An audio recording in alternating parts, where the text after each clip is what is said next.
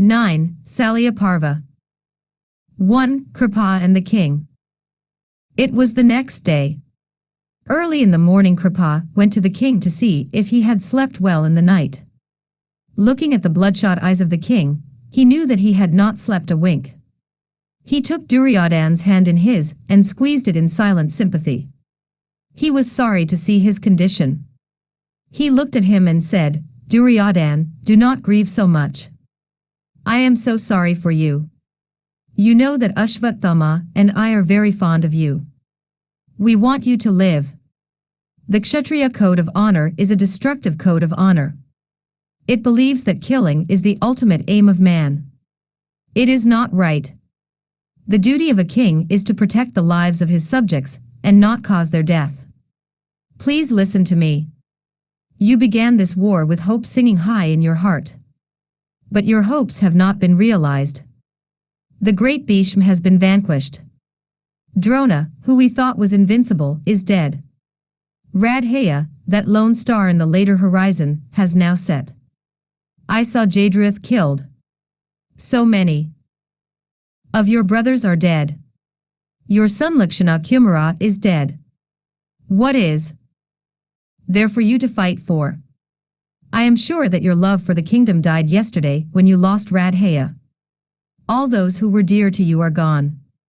We are literally just a handful of us left out of this carnage. We have seen the end of those who were near and dear to us, and still we are alive. All these days we have fought, and we have realized that it is not possible to conquer Arjun. He has been victorious, always. Look at the state of your army now and think of it just 18 days back. Arjun has killed so many of our heroes. Bhim and Satyaki with Drishtadhum and Abhimanyu have caused havoc in our army. When Duryodhan was killed we were all there. You were in the presence of Bhim. Radheya was there and Kritvarma was there. I was there. Yet Bhim killed him.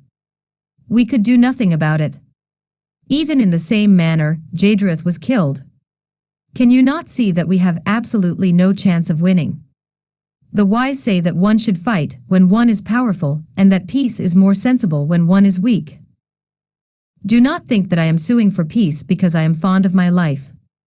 In the interest of you, my king, and the few remaining men, I am saying this. More than anything else, it is my desire to see you live that is making me ask this favor of you. Make peace with the Pandavas. Yudhishthir will be only too glad to make it up with you. Krishna is for peace too.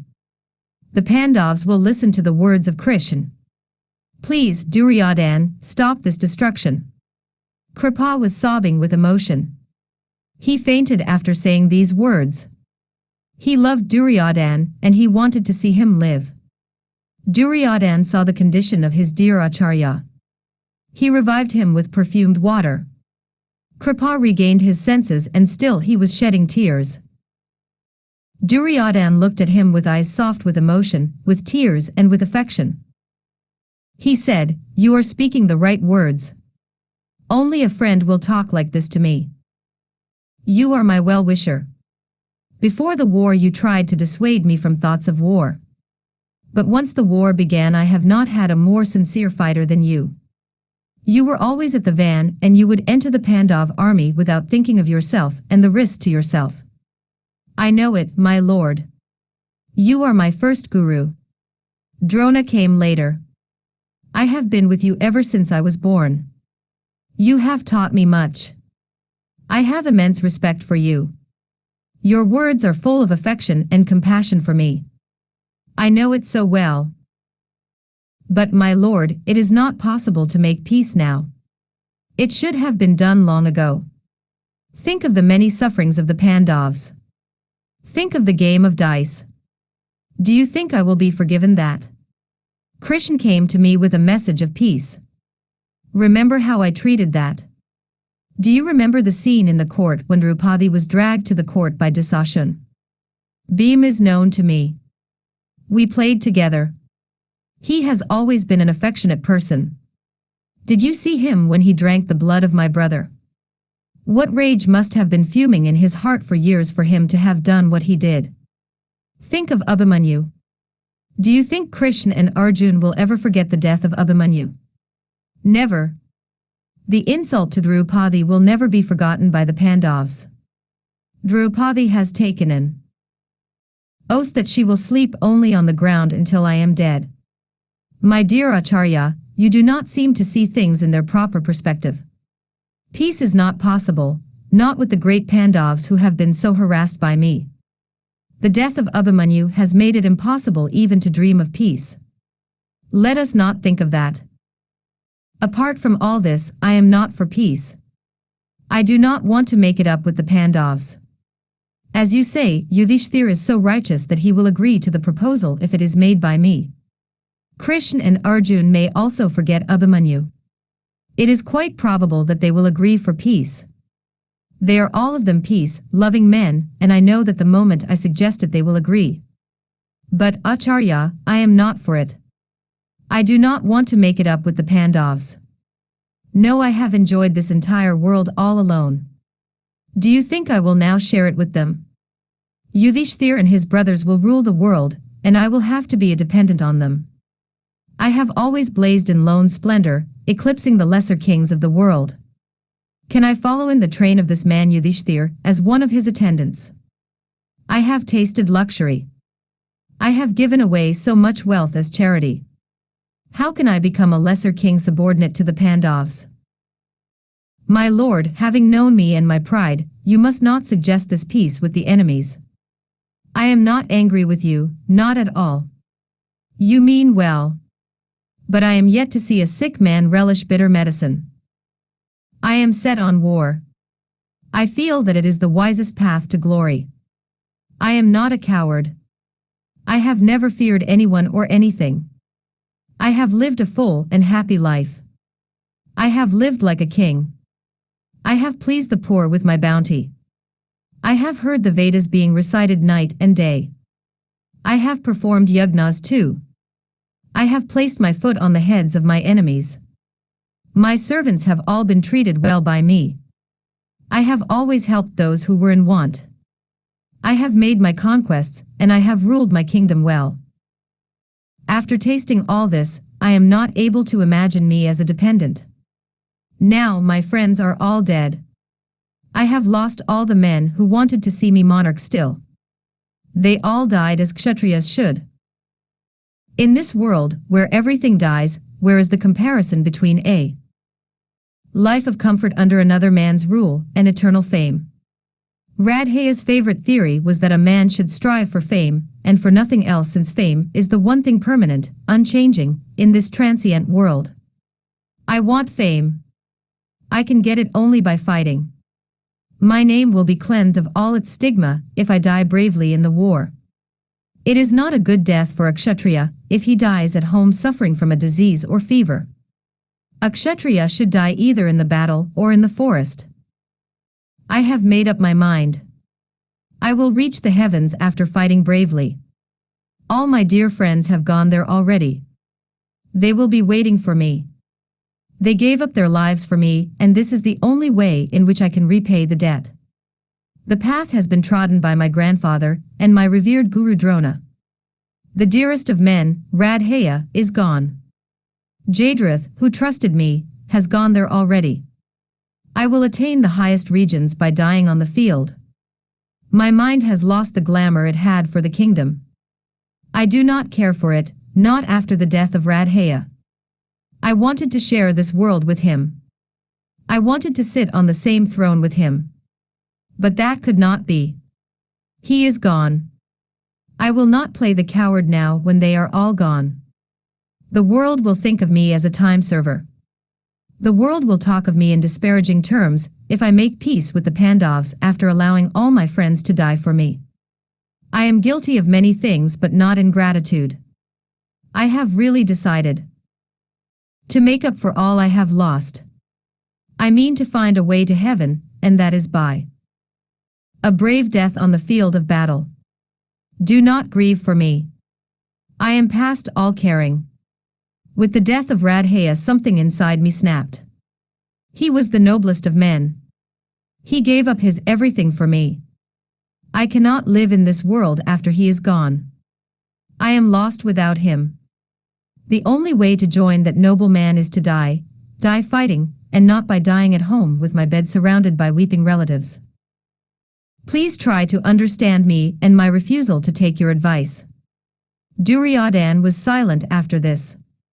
Kripa thought that the greatness of Radheya and the loss of him had made Duryodhan suddenly soft, gentle and very lovable. He could say nothing more. They had to think of the war, and the next commander had to be chosen. 2. Death of Salya. Most of them had just finished their morning ablutions in the red waters of the river Sarasvati, and were waiting for the king to go to them and talk about the future. Their bodies were burning as if with fever, and the waters of the river could not cool them. Duryodhan went to the banks of the river and met them.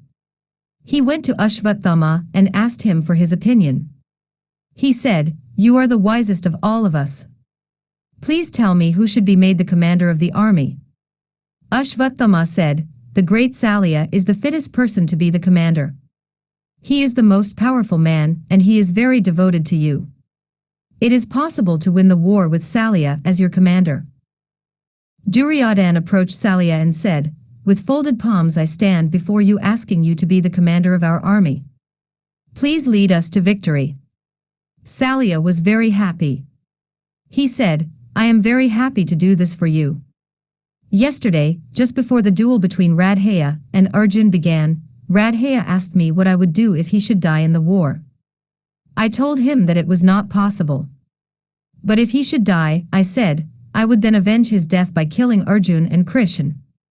I have to keep up my promise to one of the greatest of men that I have met. I will be the commander of your army. I am a very powerful enemy. The Pandavas will not be able to withstand my prowess. Arjun cannot defy me. I will today win the war for you, Duryodhan, or I will die on the battlefield. You can rest assured that I will do my best." Salya was crowned the commander of the Kaurav army. There was a semblance of happiness in the minds of all of them. Listening to the sounds coming from the Kaurav camp and drawing his own conclusions, Yudhishthir said, "I can see that Salya has been made the commander of their army. I do not know what is to be done now. Salya is a great man. He has never been defeated so far. How are we going to tackle him?" Krishna said, "I know. What you say is true.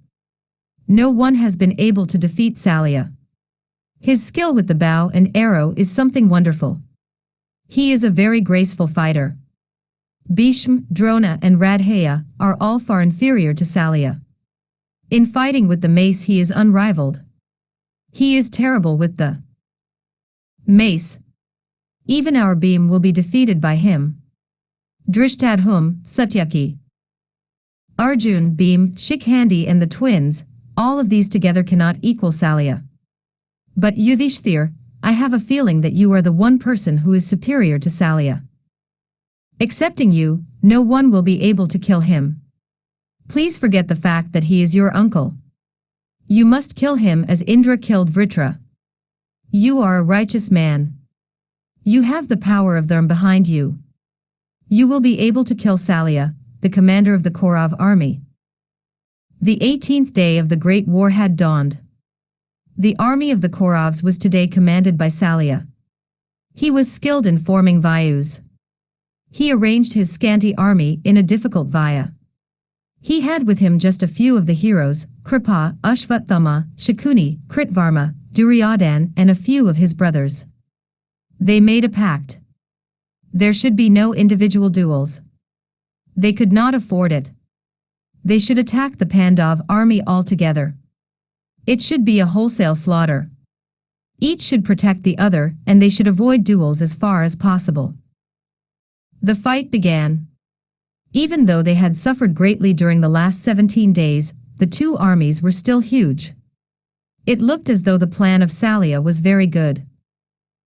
Seeing that Salya had planned a combined attack, the Pandavas divided their army into 3 divisions headed by Drishtadhum, Shikhandi and Satyaki. Yudhishthir attacked Salya. He was supported by Nakul and Sahdev. Kritvarma's attack was defended by Arjun. Bhim was against the Acharya Kripa. The fighting was intense. This combined attack was causing quick destruction in the armies. The Kaurav army was suffering greater loss. Salya was concentrating on Yudhishthir. It was almost a duel that was fought between Salya and Yudhishthir. Salya was faring well. Yudhishthir was finding him to be too powerful. Bhim came to his help. He brought out his mace to fight with Salya. He felled the horses of Salya with one blow of his mace. Salya jumped down from his chariot and took up his mace. There was a magnificent duel between the two. Everyone, Duryodhan and the others, stood watching the duel between the great fighters. Finally Salya was overpowered by Bhim. He fainted away and was carried away from the field by Kripa. The fight became general once again. The war on the 18th day was singularly wanting in the spectacular duels of the other days. All of them were eager to finish the war soon. It was a wholesale slaughter. Salya came back in another chariot and resumed fighting with the Pandavas. He had begun to kill ruthlessly. It was midday. The army was suffering from the fury of Salya's arrows. He was magnificent. The Kauravas were sure that they would win the war. Duryodhan was quite sure that the Pandavas would be killed. Satyaki and his friend Drishtadhum were, however, just as terrible. Bhim was in his elements. There was no one who could stand up against Arjun. Still, the Pandavas were suffering. Yudhishthir was getting worried. He told himself, "Even the words of Krishna seem to go wrong. He said that I will be able to kill Salya. Satyaki, Drishtadhum, and all my brothers are trying in vain to stop him. Krishna's words cannot go wrong. I must kill Salya." He was furious with his uncle for his cruel killing of the army. He called every one of his associates and said, "The Kauravas have now been reduced to just a handful of heroes. Bhishma and Drona with the terrible Radheya, and so many other heroes have been killed. We have victory almost in our grasp. I must not let it slip because of Salya. You have all done your share in the war. Arjun has killed so many. Satyaki has killed so many. Bhim has destroyed most of the army. Drishtadhum has rid the world of Drona. It is now my share. I must kill Salya. I have decided either to die myself or kill him. Satyaki, you must become the protector of the right wheel of my chariot. Drishtadhum, the left wheel will be protected by you. I am asking Bhim to precede me, and Arjun will protect me from behind. Equip my chariot with all the weapons in abundance. I will now set out to fight with Salya." After this, Yudhishthir felt as though he had already killed Salya. The fight was on. With his lips set in grim determination, Yudhishthir fought with Salya. Yudhishthir fought very well. The teachings of Drona were not forgotten by him in spite of the 13 years of exile. All the Kaurav heroes rallied to the help of Salya, and all the heroes on the side of the Pandavas were stationed about the chariot of Yudhishthir. It was a new Yudhishthir they saw today. He was looking like the god of death, so formidable was the frown on his forehead. Salya was without his chariot once, and without his bow more than once. He fainted once and came back to fight after he had recovered. The prowess of Bhim on the 18th day was something they had not seen before. He harassed Salya in 1,000 ways. He killed his horses and his charioteer with his mace. Salya was undaunted. Yudhishthir was set on killing him. Salya advanced towards Yudhishthir as a lion jumps at a weaker animal. Yudhishthir set his thoughts on Krishna and he took up a terrible javelin. It was very strong and wicked looking. It was fretted with gems, and it looked like the Sakti in the hands of Lord Kartikeya. Yudhishthir threw it at the chest of Salya. It was a terrible weapon. It coursed through the air like a star aflame. It hit Salya in his broad chest. Hitting it, the javelin entered his chest as a snake enters its hole in the ground. Salya's blood flowed out in spurts. The great Salya, the commander of the Kaurav army, fell down dead. His body fell out of the chariot and on the ground. His arms were both spread out, and he looked as though he was taking a final embrace of Mother Earth before he was parted from her. 3. Shakuni dead. There was panic in the Kaurav army at the sight of the fallen commander. But the fight had to go on. Duryodhan himself advanced in the van of the army. Seeing him, the army felt that new life had been infused into it. He addressed them all in his powerful voice, "Why should you all try to run away? Death, the arch-enemy, will conquer you anyway, whether you are a coward or whether you are brave. Is it not better then to fight and die? You can be sure of reaching heaven where all our heroes have gone now. Why are you afraid of the Pandavas? Let us fight, all of us, and leave the rest to fate." The king was in the van of the army. Looking at him and his noble bearing even when he was on the point of losing the war, the army rallied round the serpent banner and resumed fighting. Duryodhan fought wonderfully. Alone, he was keeping at bay the entire army of the Pandavas. Satyaki, Drishtadhum, Bhim, Arjun, Yudhishthir, Nakul and Sahdev were all powerless against the terrible arrows which were flowing out of the bow of the king. Shakuni was a worthy companion to Duryodhan. He had his son Uluk with him, and they were fighting their best. Seeing their brother in the van, the remaining brothers of the king came to his help. Bhim advanced to the front and attacked all of them. They were like deer at bay. They fought furiously, but Bhim was able to kill all of them except one, Sudarsan. Event followed event in quick succession. Arjun was busy fighting with the remnants of the army of the Trigardas. Susanna, his ancient enemy, was finally killed by Arjun. With his death the Trigarda chapter was closed. Shakuni saw the king in the midst of his cavalry. Duryodhan had his one remaining brother with him. Bhim approached the part of the field where Duryodhan was standing. He crossed the elephant army, and he was accompanied by Arjun and the others. Bhim attacked Sudarsan. Duryodhan fought as one inspired. With a sharp arrow Bhim cut off the head of Sudarsan. All the sons of Dhritarashtra had been killed by Bhim, except Duryodhan. Shakuni intervened with his elephant army and made the fight general. His son Uluk was with him. Sahdev and Nakul fought with them both. Uluk was killed by Nakul. His oath was fulfilled. It was terrible for Shakuni to see his son dead. He fought for a while and then tried to run away. Sahdev pursued him and said, "Why are you trying to run away? If it had not been for you, this war would never have happened. If only you had not entered Hastinapur, Duryodhan would never have lost his princely nature and become a cheat. You were so happy when you played the game of dice with my brother. I swore that I would kill you. You laughed at all of us when we took our oaths. But now, under your very eyes, all our oaths have been fulfilled. Arjun has killed Radheya, as he had sworn to do. Only Duryodhan is still alive. It will be a matter of moments before he is killed. Your son Uluk has been killed according to the promise of Nakul. It only needs your death to make us all true to our oaths. Come and fight with me."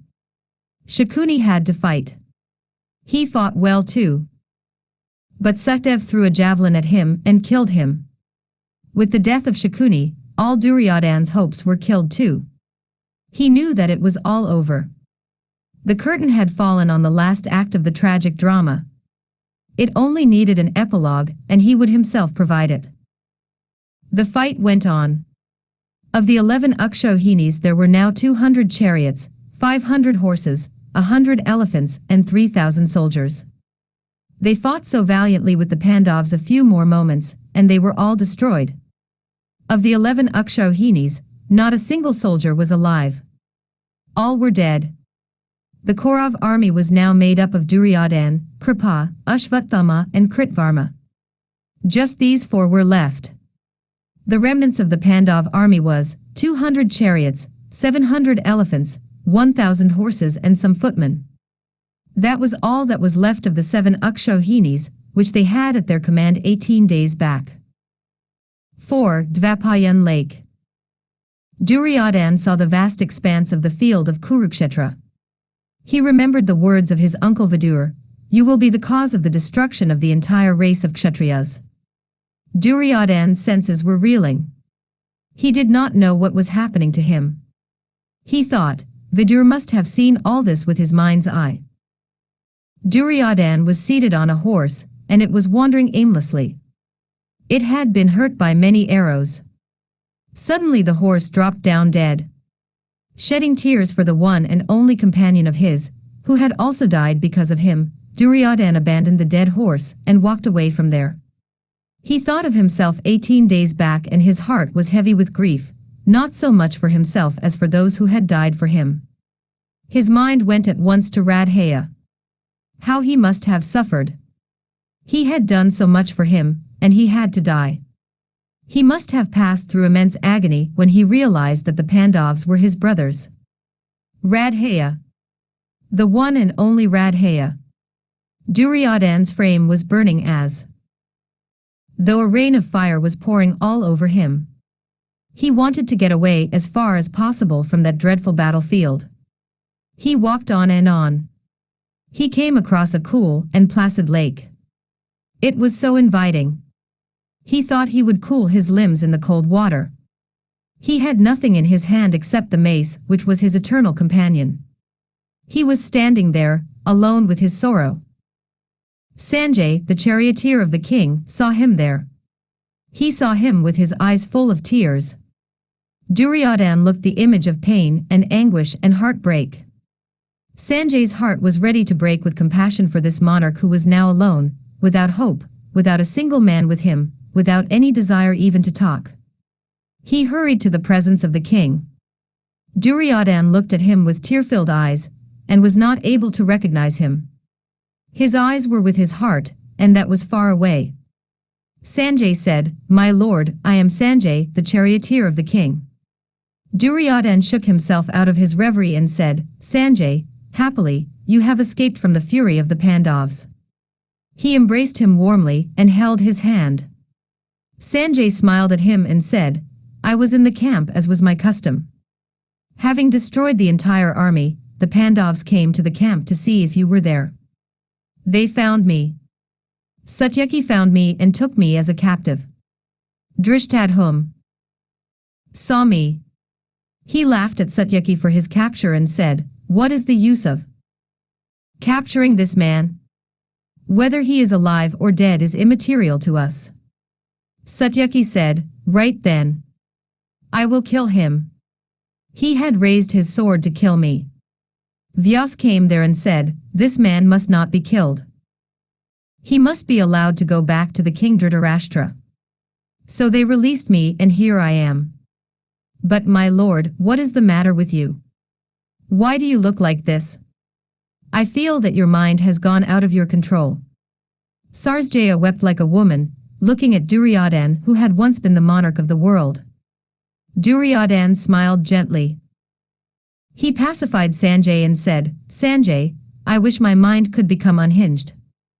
I can then be spared the agony of thinking back. I am very unhappy. I cannot find words to say how unhappy I am. You are the only person here who loves me, and my father too. I have no one even to weep for me except you." Duryodhan stood silent for a few moments. Then he said, "Sanjay, I want you to go to my father and tell him, your son, Duryodhan, has entered the depths of the lake.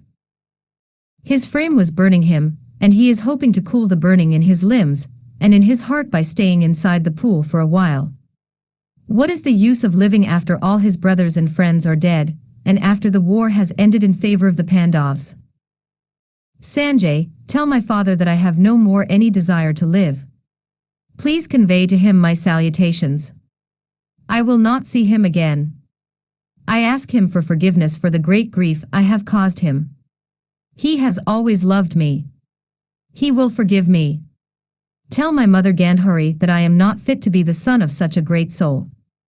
Tell her that this Duryodhan, who has never bent his head down to anyone, falls at her feet, and begs forgiveness of her. Tell her that my only prayer is to have her as my mother in my next birth, and in all the births to come. Go now, Sanjay, I must cool my limbs for a while and rest inside the water. I must enter the lake before I am seen by anyone. Duryodhan entered the lake with his mace in his hand. He knew the art of making the water stand still. He knew how to stay inside the water for a long time. He stayed inside the lake called Dvapayan. Sanjay went away from there after seeing the king disappear inside the lake. On the way Sanjay met Ashvathama and Kripa with Kritvarma. They said, "It is fortunate that you are alive, Sanjay. Did you see the king anywhere? We do not know if he is alive or dead. Can you tell us?" Sanjay told them about Duryodhan entering the lake. Ashvathama was very unhappy to hear this. He said, "What a pity. He does not know that 3 of us are still alive. We may still be able to defeat the Pandavas." They saw the Pandavas looking all over the king, and they went away from there. There was great excitement in the Pandav camp. They had won the war. In 18 days all the Kaurav heroes had been killed, and the war was over. Yudhishthir was lord of the world. It took them some time to realize that. Duryodhan was nowhere to be seen. They looked for him everywhere. He could not be found. They sent spies to all the 4 quarters to bring them news of the king, who had escaped with the mace in his hand. His dead horse was found, and after that they could not find any trace of Duryodhan. It was the most unexpected event, this flight of Duryodhan. They did not think that he was a coward. They looked for him all over the neighborhood of Kurukshetra. Evening was just drawing near. They had to go back to their camp without achieving their purpose. When evening came near, Kripa and the others went quietly to the lake Dvapayan. They spoke softly to the king, "Come out, O king. We are still alive. Let all 4 of us fight with the Pandavas. If we win, you will still be the king. If we die, we will reach the heavens. Their army too is very thin. They cannot stand our attack. You must not stay here. Be our commander and lead us to the front." Duryodhan was very happy to hear their voices. From inside the waters he said, "I am happy to know that all 3 of you are alive. Of course I am set on fighting with them. But just now my body is mangled by the many hurts and wounds. I have no energy to fight. My mind too has been sorely wounded. I cannot fight today. It is evening and you are tired too. When I hear your words of affection, it makes me humble. What have I done that I should deserve so much love? I am proud of myself since I have been able to win the love of such men like you. But now it is evening. I want to rest inside the waters. I will have new energy tomorrow. I am sure of it. We will fight with the Pandavas tomorrow." Ashvathama said, "Why should we wait till tomorrow? We will fight now. I swear that I will try and kill all of them. Come, my lord, let us fight now." There were a few hunters who had come to the lake to drink some water. It was sheer accident that they were there when this conversation was going on. They had heard that the Pandavas were looking for the king who had escaped. From the conversation they realized that Duryodhan was hiding in the lake. They were sure to be rewarded by Yudhishthir if they gave him this piece of news. They hurried to the camp of the Pandavas. They went to Bhim and told him everything. He was mad with joy. He took them to Yudhishthir. He heard them. After rewarding them he sent them away. Accompanied by the heroes on their side, the Pandavas set out towards the Dvapayan lake. Krishna, Drishtadhum, Satyaki and the sons of Draupadi, Yudhamanyu and Uttamaja with Shikhandi accompanied the Pandavas. It was evening. The sun was to set very soon. Ashvathama and the others heard their coming. They said, "The Pandavas are coming. They have discovered the lake. We wanted your majesty to know that they are here. We will make ourselves scarce." Hearing the words of his dear friends, Duryodhan said, "So be it." They went away from there. At some distance from there they saw a banyan tree. Their hearts were heavy with grief and concern about the king. They were exhausted in body. They spoke amongst themselves, "What is going to happen? Will there be a fight? What will the king do now? What are the Pandavas going to do?" They released the horses from the chariots and took shelter under the banyan tree. 5. Duryodhan ready to fight. The Pandavas came to the Dvapayan lake. Yudhishthir said, "Krishna, look at the waters of the lake that have been stilled by the power of Duryodhan. He has entered the heart of the lake and is hiding from us. I will not allow him to escape from here. He cannot be allowed to escape alive. Even if Indra comes to help him with his Vajra, I will make him see our forefathers today." Yudhishthir was burning with all the anger he had stored up in his heart for years. Krishna smiled at his anger and said, "You can easily counteract the powers of Duryodhan. Kill him and make him atone for all the sins he has committed." The next moment Yudhishthir went near the edge of the lake and stood there. He called out to Duryodhan, "I do not understand this action of yours, my dear cousin. You have killed all the Kshatriyas who were ruling this Bharatvarsh. You have caused the death of all your relatives. Now you want to save yourself by hiding in this immense lake. Come out of the lake, Duryodhan, and fight with us. Where is your arrogance? Where is your pride? Where is your sense of honor? You seem to have become afraid all of a sudden. The world calls you a hero. I think the world is wrong. What is the use of your valor if you lose it all in a moment? Come out and fight. You are a Kshatriya. You are born in a noble family, the family of the Kurus who are known the world over for their fearlessness. This is not right. It is a sin. It will not lead you to heaven. How can you wish to live after seeing all the heroes dead? Your brothers are all dead there on the battlefield. Your dear uncle Shakuni is there. Your friend Radheya, the Sutputra, is there. You are a proud and sensitive person. You have always been jealous of your honor. Why then, are you hiding in this lake? Come out and fight. Fight with us. If you defeat us, you can still be the Lord of the world. If you die, why then, you will go to heaven. You will have to come out and fight, if you are a man." Duryodhan heard him from inside the lake. He spoke words in reply to the taunts of Yudhishthir. He said, "Yudhishthir, please stop this senseless talk of yours. I did not come away from the field for fear of your cheap bravery. I was on my horse. Seeing my dear brothers dead, and seeing my beloved uncle dead, my mind was clouded. I could not think at all. My horse bore me away from the field. It died later. I left it there and walked just aimlessly. My eyes fell on this lake. I thought I would cool my fevered limbs for a while. I am not afraid. Nor am I fond of this life of mine. You can also take some rest and your followers too. I will come out after I have rested and fight with you. You can be sure of that." Yudhishthir was glad to know that Duryodhan did not run away from the field like a coward. He could not think of Duryodhan as a coward.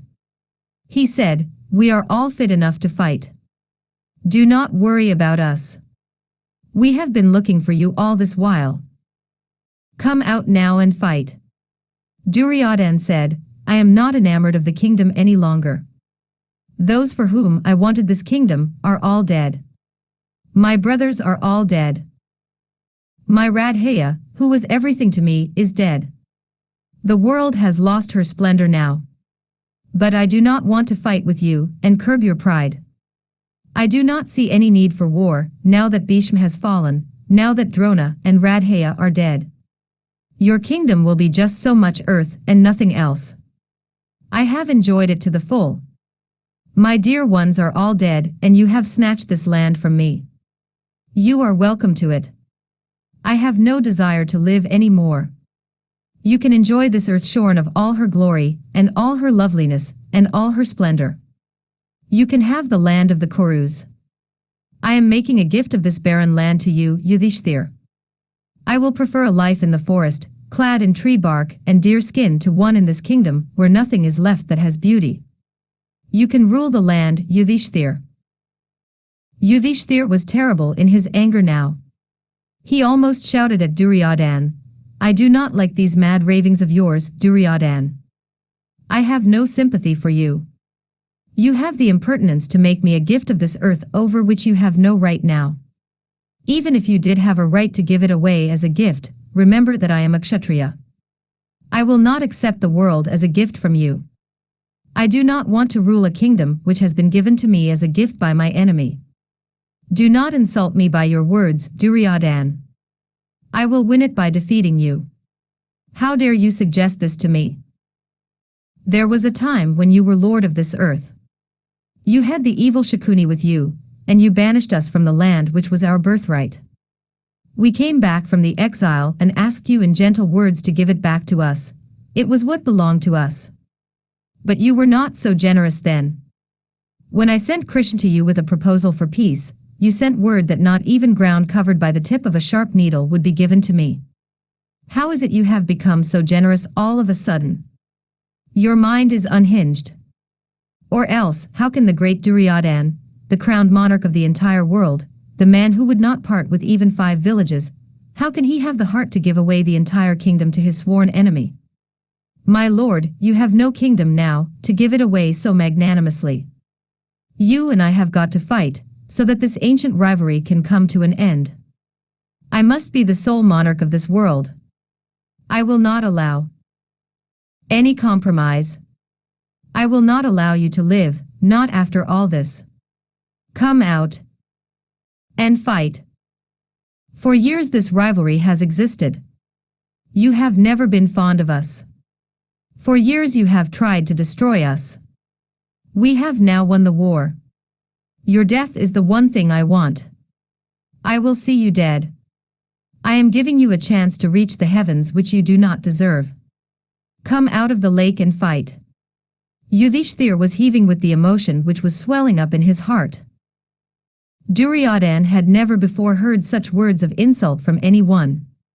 He was sorely hurt and wounded by the insults rained upon him by Yudhishthir. His proud and sensitive heart winced under the cruel words of Yudhishthir.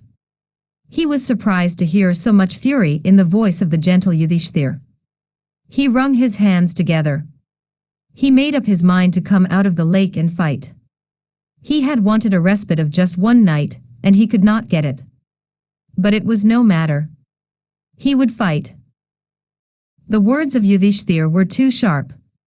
He had to take up the challenge. Duryodhan said, You are all righteous men, and yet, all of you are trying to fight with me, alone, without a chariot, and without anyone to fight for me. I have no armor, and I am wounded. I am not afraid of any one of you. I am not scared of Satyaki, or of Drishtadhum, or even Krishna.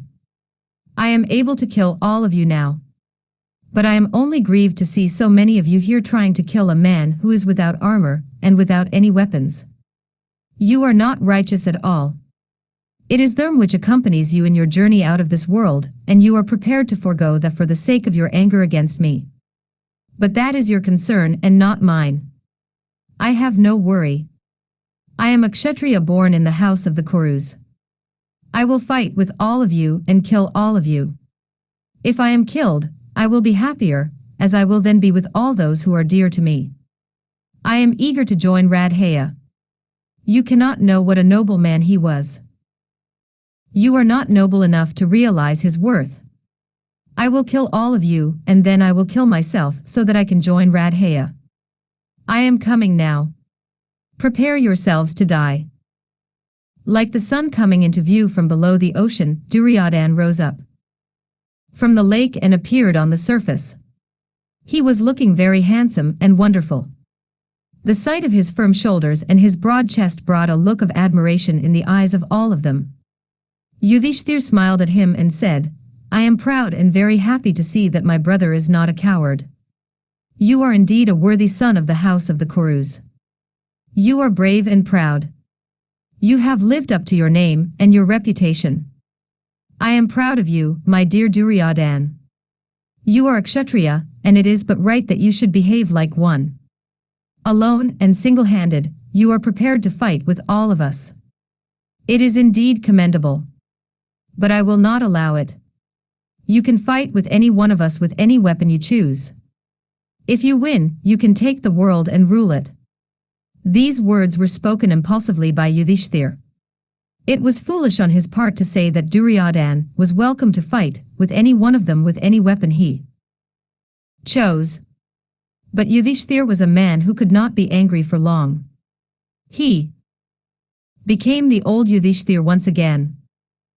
Duryodhan was a prince. He was noble. He appreciated nobleness in anyone, even in his opponent. The offer of Yudhishthir roused all that was noble in him. He said, I appreciate this offer on your part, my dear Yudhishthir. It looks as though we are nearly friends at the end of our lives. I will accept your offer. You ask me to choose my weapon. I have never loved any weapon more than this mace of mine. It has been my constant companion. I will fight with the mace. As for the opponent, I am prepared to fight with any one of you. I am sure to kill all of you, one by one. I am ready to fight. Yudhishthir was very happy at the thought of Duryodhan fighting. He said, You can fight with me. I will kill you and send you to the heavens which you now seem to deserve. Duryodhan looked wonderful as he stood there, his red eyes glaring at all of them like a lion looking at a crowd of cattle. With the mace in one hand, and with the other hand on his chest, he stood winning the admiration of all of them. His body was covered with blood. A loud war cry broke out from his lips. He said, Come, I am prepared to fight with any one of you, your honored self, or with your dear Sukhdev or Bhim or Arjun or Nakul. I will kill you all one by one and send you to heaven. I will bring this ancient rivalry to an end thus. There is no one to equal me in the fight with the mace. I am ready. Anyone can fight with me first. 6. Samantapanchaka. Krishna had been watching silently all the while. He went up to Yudhishthir and said, I think you are the most foolish person I have ever seen in my life. This is foolhardiness. Duryodhan has been practicing on an iron image of Bhim for the last so many years to kill him. There is absolutely no chance of your ruling the world if any one other than Bhim fights with Duryodhan. Even Bhim has not had much of practice. Your compassion has been your undoing all these years. Why did you have to go and challenge him to a duel of all things? I think this is the beginning of another game of dice. The sons of Pandu are doomed to spend all their lives in the forest. Bhim is the more powerful of the two, but Duryodhan is the more skillful. In a duel, skill is more important than power. We have been weakened and placed in a very, very precarious position by this offer of yours. After winning the war, you have given him a chance to snatch the kingdom away from you again. There is no one who can face Duryodhan in a fair fight. Bhim came to him and said, Krishna, do not worry. I will kill him. I will reach the boundary of this river of hatred which has been flowing between Duryodhan and the Pandavas and particularly Bhim. I will challenge the great Duryodhan and ask him to fight with me. I am sure to win. Do not be worried about me. My mace is more powerful and I am the better of the two. Krishna was very happy to hear the words of Bhim. He said, Bhim, Yudhishthir will be lord of the world because of you. You have killed all the other sons of Dhritarashtra, and it is but right that you should be the person to kill the last of them. Win the world, Bhim, and lay it at the feet of your dear brother. The end of Duryodhan will be the end of all the troubles of Yudhishthir. But you must be very careful with Duryodhan. He is very good at the mace fight, and he is very quick on his feet. Bhim went to Duryodhan and challenged him. He said, I want you to fight with me, Duryodhan. I want you to remember all that you did to us. You might have forgotten all that. But we have not. Remember Varnavat, remember Draupadi when she was dragged to your court by Dasashan. Remember the game of dice, and the evil-minded Shakuni who was the cause of your downfall. Today I mean to make you reap the consequences of your sinful acts. Because of you, the battlefield is beautified by the noble and great who are gone. Our grandfather, our beloved Bhishma, is now lying on a bed of arrows because of you. Drona, our dear Acharya, a man who should have been honored till the end of his life, lies dead on the battlefield. Radheya, the Sudputra, is lying on the field like a second sun illuminating the earth. Our uncle Salya, whom you lured to your side, has now been killed by his own nephew who should have honored him. Your dear brothers are all glowing on the field like the embers of a fire that was once raging. For all these terrible deaths I will make you suffer. I am going to kill you. I will certainly kill you and please my beloved brother who was made to sleep on the ground. Bhim's voice was harsh with emotion. Duryodhan listened to his words with a sneer on his lips and with one eyebrow raised in supercilious amusement. He said, "Do not shout so much, Bhim. Why do you talk so much without action? Let me see you in action. For years I have wanted to fight this duel with you. I am happy to see that you are man enough to challenge me. There is no one who has beaten me in the fight with a mace so far. In this entire world and in the heavens too, no one can stand against me. In a fair fight even Indra will not be able to fight with me and win. Let me see you fight. I admit that among you five, you are the best opponent I can choose. The others are not fit enough to oppose me. I am prepared to pay you that compliment. You are good enough to fight with me. Next to me, I would place the great Salya. After him, you are the best. All this is, of course, after my Lord Balram.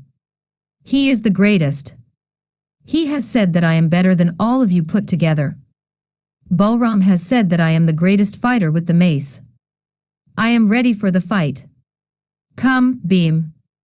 Yudhishthir said, "My dear Duryodhan, put on your armor and bind up your locks. Take anything else you want. You can then begin to fight." Duryodhan looked at him with something like affection. He had never hated Yudhishthir. He hated only Bhim. In his desire for the riches of Yudhishthir, he had done all this injustice to him. Duryodhan was overcome with respect and admiration for this man who was so noble. He realized that he was indeed the brother of Radheya. He could see how much resemblance there was between these two. He brushed away these thoughts and got ready for the fight. He put on his golden armor. He placed on his head his beautiful crown. He looked magnificent as he stood there, in the evening light, glowing like the setting sun. The fight was about to begin. Just then the great Balram came to their presence. All of them were extremely pleased to see him. He had heard from the sage Narad that the great Gadayuddha was to be fought between his students. Duryodhan was his favorite pupil, and he wanted to be there when the duel was fought. They welcomed him. Bhim and Duryodhan saluted him. Duryodhan was very happy to see his guru there. He sent for an excellently covered seat to be placed for Balram. The fight was waiting to begin. Balram said, "I have just returned from a tour of all the holy places. I am told that the Samantapanchaka, which is very near, is the holiest of all places. A person who dies on that spot will certainly reach heaven. I suggest that the Gadayuddha be fought on that spot." "So be it," said Yudhishthir, and they all walked towards Samantapanchaka. Duryodhan, with the mace in his hand, walked on with the others. The sight was grand. It was a unique spectacle, the Kaurav monarch walking on foot, with the Pandav host towards the place chosen for the duel. His head was held so high. His bearing was as proud and arrogant as ever. The coming of Balram was an added pleasure to Duryodhan, who was surrounded by his enemies. He walked on with the Pandavas. Krishna was walking with Balram, and Satyaki was a few steps behind. 7. The fall of Duryodhan. The two heroes were ready to fight. Everyone was waiting to see the Gadayuddha that was to be fought between two masters. The fight began. It looked like two oceans trying to mingle with each other, or like two thunderclouds charging against each other. Both were powerful, both were students of Balram, both were brothers, sons of the great house of the Kurus, both were bent on destroying each other. It was a dreadful sight to see two handsome men standing with their maces uplifted, to kill each other. The king addressed Yudhishthir, "I want all of you to be seated. Watch this great fight between us and enjoy it. It will please all those who are fond of us to watch this fight." They sat around the spot where they were stationed to fight. Balram looked very beautiful with his blue silk covering his fair frame. By his side sat Krishna, dark and handsome. They looked like the moon and a dark cloud by its side. The fight was on. Duryodhan and Bhim were both wonderful with their maces, and it was a beautiful sight, the glorious display of two heroes. They fought for a while and both became so exhausted. Both rested for a while and the fight was resumed. The clash of steel against steel was deafening. Sparks flew from the maces when they hit against each other. Duryodhan was very graceful and Bhim's strokes were powerful. Krishna was right. There was no doubt about the superiority of Duryodhan. Balram was watching the fight with pleased eyes and Krishna was watching him covertly. The way the fighters circled about each other was a delightful sight. It was in accordance with the code of the fight, and both were observing all the rules strictly. Duryodhan would strike at the mace of Bhim and force it out of his hand. With an angry cry Bhim would recover it and the fight would continue. Bhim did the same to Duryodhan. Recovering his mace, Duryodhan struck at Bhim with all his might. He was furious. Bhim was stunned by the blow. But he was able to compose himself. He flung his mace at Duryodhan. With very graceful movements Duryodhan stepped aside, and the mace fell on the ground. The fight was going on. It looked as though it would never end. Twice Bhim fainted, unable to bear the hard hitting of Duryodhan. Once Duryodhan fell down. Bhim waited for him to get up. After a while Duryodhan fell once again. But on the whole, Bhim was not finding it as easy as he thought to fight with Duryodhan. During the war he had fought twice with Salya with the mace, and both the times he had been able to vanquish that great hero. But Duryodhan was far superior to Salya. Bhim fought valiantly. He was a wonderful hitter. Duryodhan seemed to be dancing on the field. His feet were so nimble and his tread was so light. Bhim's steps were more heavy, and at times his fighting looked crude. While they were fighting, Arjun was talking to Krishna. He said, "Krishna, who is the superior of the two? Who deserves to win? Please tell me what you think about it." Krishna smiled a soft smile. He said, "They have both been trained by my brother. They are both good. But Arjun, it must be evident even to you that Duryodhan is far superior to Bhim. Bhim is more powerful no doubt, but Duryodhan is quick, nimble and very skillful. Look how beautifully he evades the powerful hits of Bhim. In a fair fight Duryodhan cannot be killed. Bhim will have to take to unfair fight, if he has any desire to win. This brother of yours, this Yudhishthir, has been foolish enough to arrange this fight. Can you not see that Duryodhan is desperate? He will fight his best. Look how lightly he jumps up to avoid the powerful hit of Bhim.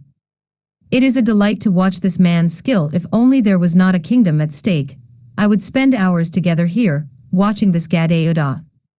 But Bhim has got to end the fight soon. I wonder how he is going to do it." Arjun remembered the oath of Bhim. When Bhim's eyes were turned in his direction, Arjun looked at Bhim and struck his own thigh forcibly. Bhim caught his meaning. Krishna was smiling all the while. Yudhishthir was in a sad frame of mind. He became sure that his Bhim would be killed by Duryodhan. The fight was going on. Duryodhan was careering around Bhim with his mace uplifted, to kill him when the chance came. They fought for a while and again became exhausted. They rested again and a few moments later they resumed the fight. The very air was tense. Duryodhan dealt a terrible blow at Bhim. Bhim almost fainted away. Duryodhan thought that he had fainted. But Bhim was able to control his weakness. He raised his mace aloft and approached Duryodhan with the intention of hitting him in the chest. Cheating him of his plans, Duryodhan jumped up nimbly into the air and made the hit of Bhim futile. It was repeated. Bhim came up once again with his mace uplifted. Again Duryodhan sprang up into the air to dodge the blow. When he was leaping up, Bhim hit on his beautiful thighs. At one fell blow the thighs of Duryodhan were broken. He fell on the ground like a serpent whose waist had been crushed. Duryodhan lay on the ground like Aruna, the divine charioteer of the sun. The sky resounded with sudden peals of thunder. The very earth quaked in protest at this injustice done in a fight. It was a very wrong thing to do. Bhim killed Duryodhan by unfair means. It was not appreciated by men who believed in fairness. But Bhim was wild with joy. His dream which had been always haunting him, had come true. He had broken the thighs of Duryodhan, as he had sworn to do 14 years back. He jumped for joy. It was terrible to see him. He looked like someone not of this world. He rushed up to the fallen monarch and placed his foot on that beautiful head. He said, "All of you laughed at me and danced when we left Hastinapur. You and your dear brothers called me cow. I have not forgotten it. I swore that someday I would place my foot on your head. I have done it now." Before he could do it again, Yudhishthir rushed up to him and dragged him away from there. He said, "Bhim, do not do it. You have done what you had sworn to do. That ends all enmity. This act is an insult to Duryodhan. He is a king. He is your brother. He is a son of the house of Kurus. He was the lord of 11 Akshauhinis. He has lost everything, and it is not right that you should do this to him when he is down. He is not to be insulted. I will not allow it. I am not pleased with this insult you have offered to a fallen monarch." His eyes were full of tears.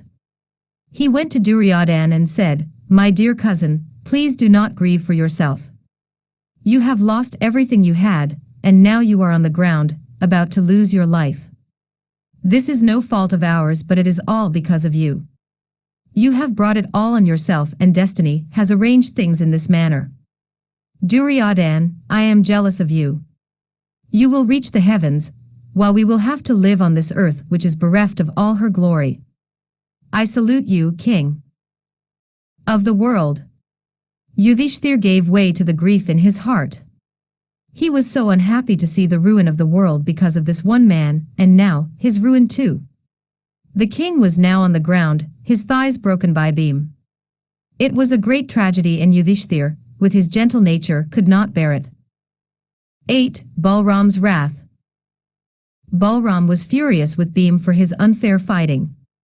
He said, "Bhim, you have today brought disgrace to your guru by doing what you have done. You have hit your opponent below the waist. It is the meanest action on the part of a fighter, and I am going to kill you for this. You have killed my beloved pupil by unfair means. I will avenge the death of Duryodhan." Balram lifted up the plough, his personal weapon, and rushed at Bhim. Krishna rushed up to him and stopped him by holding him back with his arms thrown about him.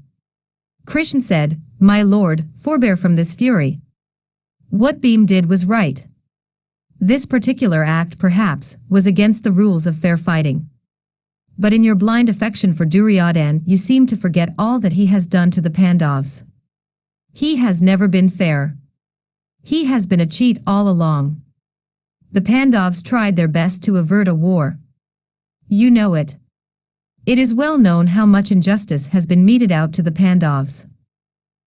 When the beautiful Draupadi was dragged to the presence of this arrogant man, he insulted her in the presence of all the Pandavas by showing his thigh to her and asking her to join his harem.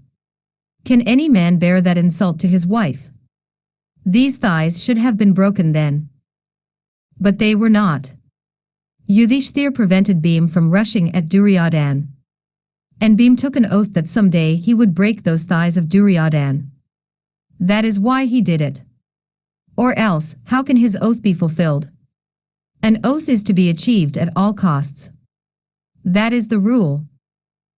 My dear brother, you cannot bear this one injustice done to your beloved Duryodhan. You are now ready to kill all the Pandavas by rushing at them with your plough. But I have been seeing the injustice done to the Pandavas for the last so many years. If I had so desired, I could also have killed this man and punished him. I could easily have avenged the sufferings of these good men, and the tears of Draupadi. But I did not interfere till the war was declared. I tried my level best to avert the war. Again, I have not fought in this war at all. You wanted me to be indifferent. How can one stand by and watch injustice for a long time without interfering? You were ready to do it now, you, who turned your back on the war since you could not bear to see the end of the Kauravas.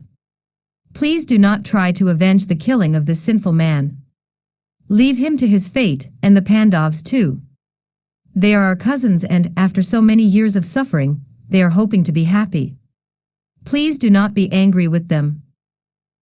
Balram was slightly mollified by the words of Krishna. But he was not convinced at all. Krishna said, My lord, remember that the fourth quarter of time, Kali, has already stepped in. We cannot find unsullied righteousness from now on. Even in the war, the first 9 days were untainted by unrighteousness. From the 10th day, the tone of the war changed. The purity was clouded by small acts of adharm, and it grew day by day. It is the rule of time. You must not try to change the course of destiny. She will have her way. She is unrighteous too, and she fulfills herself in many ways, mostly unrighteous. I, for one, feel that the end justifies the means. Balram said, I am not convinced by your honeyed tongue, Krishna. This Bhim has today killed Duryodhan by unfair fighting. The world will always speak of him as a bad fighter, as one who did not observe the rules of fighting. I am proud of Duryodhan. He will reach the heavens and he will be there eternally. He is a fair fighter. The world will always remember the Gadayuddha. It spells eternal glory to Duryodhan and lasting shame to Bhim. Spitting out these words, Balram went to Duryodhan and took tender leave of him. Duryodhan's eyes were full of love and gratitude for this great man who was ready to fight the Pandavas for his sake. Balram left the spot with an angry face and ascended his chariot. He hurried to Dwarika without even bidding farewell to the Pandavas. Krishna must have mentally heaved a sigh of relief. He did not mind the anger of Balram now. A bowl of wine set before him by the fair hands of Revati would make him forget all this. Krishna had been able to save the Pandavas from the wrath of his dreadful brother. That was enough. Krishna was sorry for Bhim. He was standing crestfallen at the words of Balram. He had been dreaming of this moment all these years. They all knew about his oath. They knew that he would do it. Actually, during the fight, he had forgotten the oath. It was Arjun who had reminded him of it, and now, Arjun himself was standing aside as though he did not approve of his action either. Krishna guessed all that was passing through the mind of Bhim, and he came to him. He took Bhim's hand in his and said, Bhim, I am proud of you. You have done what you had sworn to do. It is not given to every man to fulfill an oath. I am glad to see that you have done all that you had been longing to do. Yudhishthir smiled at Bhim. Bhim rushed to the presence of his brother. He fell at his feet. Bathing them with his tears, he said, I am offering this world to you, my lord. It is yours. The long, long story of hatred is ended. You have no more enemies. You are free from the pain which was hurting you all these years. Draupadi will give up sleeping on the floor. She will be happy. I have achieved all that I have wanted to achieve. I crave for your blessings, my lord. Yudhishthir lifted him up and embraced him. The Pandav host now broke out into wild shouts of joy. The tension caused by the anger of Balram had been snapped by this tender scene between Bhim and his brother. They all rushed to Bhim, and they congratulated him over his victory over Duryodhan. Krishna said, "Let us not kill this man who has already been slain. This man, this Duryodhan, was the greatest sinner on this earth. He had so many people to advise him to do the right thing. He would not listen to the words of Vidur. Instead, he listened only to the advice of Shakuni and treated his cousins shamefully. That is why he is lying on the ground, dying. Let us leave him and go away from here. He is now worse than a piece of wood." Duryodhan had been listening to the words of all of them. He rose upon his waist like a wounded cobra which is not dead yet. He was suffering intense agony because of his efforts to raise his body. But he did not mind all that. He said, "Krishna, stop these words. You are just a slave of Kansas. You are not even a king. You have no shame. I have been killed most unfairly, and you are gloating over my fall. You were responsible for this act of Bhim. I do not blame him at all. In all fairness to Bhim, I must say that he had forgotten his oath. He was fighting a fair game. You brought the talk round to unfair fighting when you were talking to Arjun. You spoke loud deliberately to make Bhim hear you." Arjun slapped his thigh. "Do you think I did not mark it? You have caused so many kings to be killed by unfair means, and you dare to call me a sinner. I know all your actions, Krishna. You were the cause of the great war and the slaughter of so many men. You brought Shikhandi to the front of the chariot of our grandfather and made Arjun kill him. Do you think I did not mark it? You caused the elephant called Ashvathama to be killed, and it was you who made Drishtadhum kill Drona. Do you think I did not mark it? It was you who made Ghatotkach face Radheya, and made the Sakti of Radheya to be wasted on that beast. Do you think I did not mark it? It was you who made Arjun kill Radheya when his chariot wheel was caught in the mire. Do you think I did not mark it? If the Pandavas had fought with Bhishma and Drona and Radheya by fair means, they would never have won this war. You, Krishna, you are the greatest sinner here, and not I who have been killed by unfair means." Krishna turned on him with angry eyes. He said, "Listen to me, Duryodhan. You have been killed because of your adharm. You have killed all your friends and all your dependents by your unrighteousness. Bhishma and Drona and Radheya were killed because they took up your cause against that of the Pandavas. Bhishma should not have sided with you. Drona could have left Hastinapur and gone away to the forest. Radheya was bent on pleasing you. He knew that you were in the wrong, and yet he fought for you. It is because of you and your wicked deeds that they have been killed. You say that I am the cause of this war. Have you so soon forgotten my coming to Hastinapur? Have you forgotten the trouble I took to convince you that the war should not be fought? You would not let the world out of your grasp.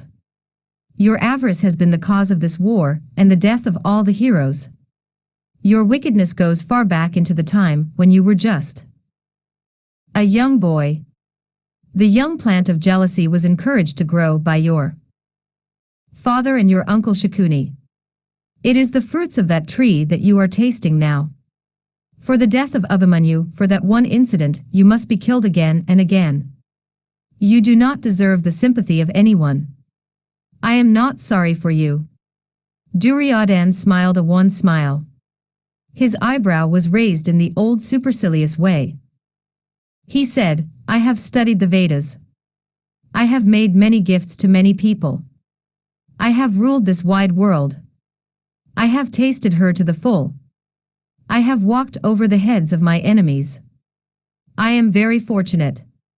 After a happy life, I have a happy future ahead of me. I am going to the heavens which are to be attained by those who die on the field of battle. I will meet all those who are dear to me there in heaven. I will be with my dear friend Radheya. I am indeed more fortunate than these people who will have to live on in this world full of grief." Duryodhan paused for breath. A look of utter disdain came to his eyes. He smiled a bitter smile and said, "As for beam stamping on my head, I do not mind it, not at all. A few moments more, and crows and hawks will be pecking into my head." There fell from the sky flowers on the head of Duryodhan when he spoke these words. The sky was clear and soft like the light inside an opal. The Pandavas hung their heads in shame and sorrow when they saw that the heavens approved of the words of Duryodhan. Krishna turned on all of them his angry eyes. He thundered at them in his beautiful swan-like voice. Of course they were all slain by unfair means. They were all the very flowers of Kshatriya prowess. If you had fought by fair means they could never have been defeated, leave alone the question of their being killed. Not all your powers with the bows and arrows and your divine astras could have given you victory over those heroes. This Duryodhan could never have been killed in fair fight. Look at me and listen to me carefully. Long ago, in the Kamayaka forest, I wiped the tears from the eyes of my dear Draupadi and promised to her that I would cause the death of all those who had made her cry. Yudhishthir, you did not mind the insult to her in the court at Hastinapur. You were bent only on the right or wrong of it. You allowed your wife to be insulted by these animals, and you stood silent because you thought it was not righteous to interfere. You stopped Bhim from doing what he should have done.